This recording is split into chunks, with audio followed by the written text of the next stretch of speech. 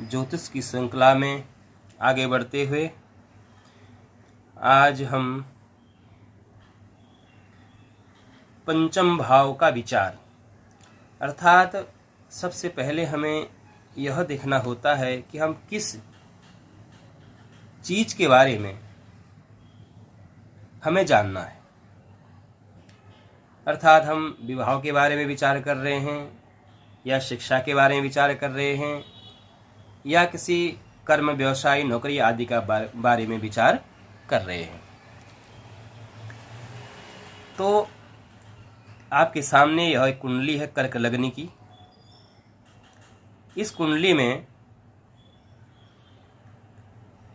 हमें ज्ञान के बारे में विचार करना है कि इस व्यक्ति को ज्ञान कैसा रहेगा, इस व्यक्ति का ज्ञान कैसा होगा।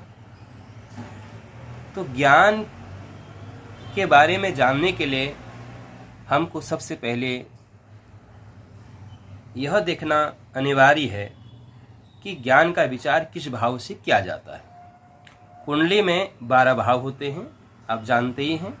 ये जो पहला खाना है इसे लग्न भी कहते हैं और पहला भाव भी यही है।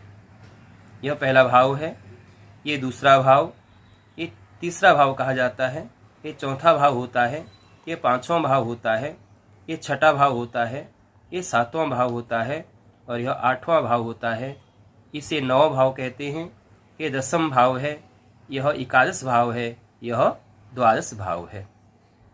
यह 12 भावों में से हमें व्यक्ति के अनेक प्रकार के जो संबंधित,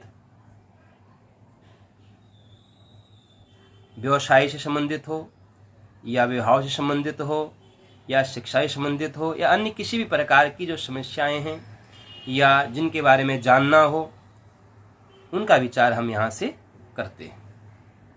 तो हमें आज विचार करना है ज्ञान के बारे में। तो ज्ञान का विचार किस भाव से किया जाता है, तो हमने लिखा है यहाँ पर ज्ञान के बारे में हमें विचार करना है। इस कुंडली में इस व्यक्ति को ज्ञान कैसा रहेगा, यह ज्ञानवान है या नहीं है, ये ज्ञानी है नहीं है, इसे कुछ ज्ञान है या नहीं है। ज्ञान कई प्रकार का हो सकता है। एक होता है अध्यात्म का ज्ञान, एक होता है शिक्षा का ज्ञान। तो हमें इसमें अध्यात्म ज्ञान के बारे में विचार करना है। और यह ज्ञान का विचार कहाँ से किया जाता है? पंचम भाव से। यह है पंचम भाव। पंचम भाव से ज्ञान का विचार किया जाता है। अब पंचम भाव से संतान का विचार भी किया जाता है। यदि हमें संतान का विचार करना हो तो भी हम पंचम भाव से विचार करेंगे। शिक्षा का विचार करना है तभी पंचम भाव से करेंगे।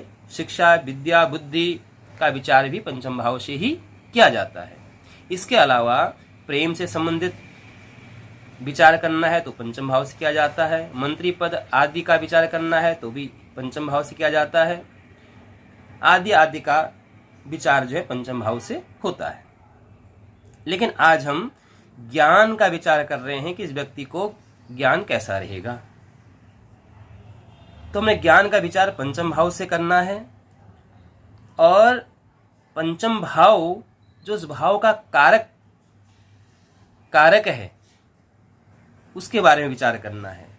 लेकिन उसके अलावा हमको ज्ञान का विचार करना है तो ज्ञान का कारक कौन होता है?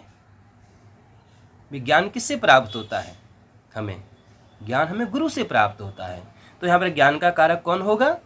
गुरु होगा।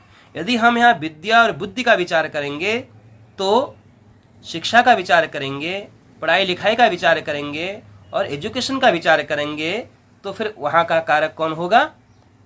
बुद्ध होगा, क्योंकि शिक्षा का कारक कौन होता है? बुद्ध होता है। तो अपने अपने उन फलादेश के रूप में अनेक उन विचार जब हम विचार करते हैं तो उनके अनुसार कारक भी बदल जाते हैं। तो हमें यहाँ पर ज्ञान का विचार करना है। तो पंचम भाव में अब किस प्रकार से ज्ञान का विचार करेंगे? तो पंचम भाव का विचार करना है। तो पंचम भाव यह भाव है, पंचम भाव यह स्थान है, पंचम स्थान। तो पंचम भाव में हमें यहाँ का स्वामी कौन है? पंचम भाव का। पंचम भाव में कौन सी राशि बैठी हुई है? वृश्चिक राशि बैठी हुई है और वृश्चिक का स्वामी कौन है? मंगल। हमें इस भाव का स्वामी कौन है उस पर विचार करना पड़ेगा। हमें जो है पंचम भाव में कौन से ग्रहों की दृष्टि पड़ रही है उनका विचार करना पड़ेगा। पंचम भाव का कारक कौन है उनका विचार करना पड़ेगा। तब जाकर के हम पंचम भाव के बारे में जान पाएंगे कि इस व्यक्ति को किस प्रकार का ज्ञान रहेगा। आप समझ रहे हैं ना? क्योंकि स्थिति, इस भाव की स्थिति कैसी है और इस भाव में किन ग्रहों की दृष्टि है, इस भाव में क्या किसी ग्रह की युति है, भाव का स्वामी और कारक, इन पहलुओं पर हम विचार करते हैं। हमने आपको यहाँ पर दिया भी है, भाव पर विचार करेंगे क्योंकि भाव किस प्रकार का है, भाव का स्वामी, उस भाव का कारक, उस भाव की स्थिति और उस भाव में किन ग्रहों की दृष्टि पड़ती है, उस भाव में क्या किसी ग्रह की युति है, इन सब पर हम विचार आपको यहाँ पर समझा रहे हैं उदाहरण सहित। यह कर्क कुंडली, यह कर्क लगने की कुंडली है। हम देखते हैं कि इस पंचम भाव में ध्यान से देखेंगे तभी आपकी समझ में आने वाला है। और वीडियो को अंतम तक देखें, पूर्ण वीडियो देखें, तभी आपको समझ में आएगा। और हमारे वीडियो को लाइक करें, चैनल को सब्सक्राइब करें। तो अब हम पंचम भाव में क्या कोई ग्रह है या नहीं है, हमें ये देखना है। सबसे पहले तो पंचम भाव में हमने यहाँ देखा कि पंचम भाव में यहाँ पर कोई भी ग्रह बैठा नहीं है। ठीक है, पंचम भाव में कोई भी ग्रह बैठा हुआ नहीं है। अब हम देखा है पंचम भाव में किन ग्रहों की दृष्टि है। क्या पंचम भाव में किसी ग्रहों की दृष्टि पड़ रही है? हाँ, पड़ रही है। किसकी दृष्टि पड़ रही है? गुरु और बुध की दृष्टि यहाँ पड़ रही है। कि गुरु देखो यहाँ से 1 2 3 4 5, गुरु पांचवी दृष्टि पंचम भाव को देख रहा है और बुध सप्तम भाव से पंचम भाव को देख रहा है। तो यहाँ 2 ग्रहों की दृष्टि पड़ रही है। किसकी दृष्टि पड़ रही है? एक गुरु की दृष्टि पड़ रही है, एक बुध की दृष्टि पड़ रही है। 2 ग्रहों की दृष्टि इस भाव पर पड़ रही है। उसके बाद हमने देखा पंचम भाव में क्या किसी ग्रह की युति है? क्या कोई ग्रह यहाँ बैठा हुआ है? जैसे सप्तम भाव में मंगल बैठा हुआ है, लग्न में चंद्र गुरु बैठे हुए हैं ना, एकादश भाव में बुध बैठा हुआ है, लेकिन पंचम भाव में कोई भी ग्रह बैठा हुआ नहीं है। ठीक है, कोई भी ग्रह यहाँ पर नहीं बैठा है, कोई भी ग्रह यहाँ पर बैठा हुआ नहीं है। तो अब हमने देखना है कि पंचम भाव का स्वामी कौन है। पंचम भाव में कौन सी राशि है? वृश्चिक राशि है। और वृश्चिक राशि का स्वामी कौन होता है? मंगल होता है। पंचम भाव में जो राशि बैठी हुई है उस राशि का स्वामी, उस भाव का स्वामी कहा जाता है। तो पंचम भाव का स्वामी कौन हुआ? मंगल हुआ। तो मंगल की स्थिति हम देखेंगे मंगल कैसा है। पंचम भाव का जो स्वामी है वह पंचम भाव का स्वामी मंगल अच्छा है या बुरा है। तो हमने यहाँ देखा कि पंचम भाव का स्वामी मंगल कहाँ बैठा हुआ है? सप्तम स्थान में बैठा हुआ है। और सप्तम स्थान में किस राशि में बैठा हुआ है? मकर राशि में बैठा हुआ है। और मकर राशि का मंगल कैसा होता है महाराज? अच्छा होता है, उच्च का होता है। तो मंगल अच्छा बैठा हुआ है, तो यो भी अच्छा है ना, ये भी अच्छा है। तो भाव का स्वामी भी अच्छा बैठा हुआ है। अब हमें आगे देखना है कि पंचम भाव के स्वामी मंगल पर क्या किसी की दृष्टि पड़ रही है। जो पंचम भाव का स्वामी है मंगल, उस पर किसकी दृष्टि पड़ रही है? सामने लग्न से गुरु की उच्च दृष्टि पड़ रही है, चंद्रमा की दृष्टि पड़ रही है ना। शुभ दृष्टि हैं, दोनों ग्रह शुभ हैं, उच्च का गुरु है, अच्छा गुरु है और दोनों शुभ ग्रहों की दृष्टि पड़ रही है। कोई भी क्रूर ग्रहों की दृष्टि नहीं पड़ रही है, अच्छे शुभ ग्रहों की दृष्टि यहाँ पर पड़ रही है। अच्छा है, बढ़िया है। उसके बाद हमें देखना है पंचम भाव के स्वामी के साथ क्या कोई ग्रह बैठा हुआ है? पंचम भाव के स्वामी मंगल के साथ कोई ग्रह बैठा हुआ है? नहीं बैठा हुआ है। ठीक है, फिर हमें देखना है पंचम भाव का जो कारक है कौन? गुरु। पंचम भाव का कारक कौन होता है? पंचम भाव का कारक होता है गुरु। पंचम भाव का कारक गुरु है। तो पंचम भाव का जो कारक है यह गुरु कहाँ बैठा हुआ है? पंचम भाव का कारक गुरु लग्न में बैठा है और उच्च का बैठा हुआ है, बहुत अच्छा बैठा हुआ है, बहुत ही अच्छा बैठा हुआ है। और पंचम भाव का जो कारक है गुरु वह उच्च राशि में बैठा हुआ है और किसके साथ बैठा हुआ है? चंद्रमा के साथ बैठा हुआ है। और शनि मंगल की शुभ दृष्टि भी पड़ रही है।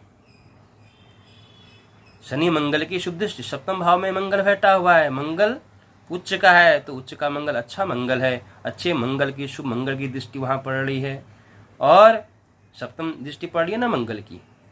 और शनि की यहाँ से गिनेंगे 1 2 3 4 5 6 7 8 9 10, शनि की दशम दृष्टि से, शनि दशम दृष्टि से गुरु को देख रहा है।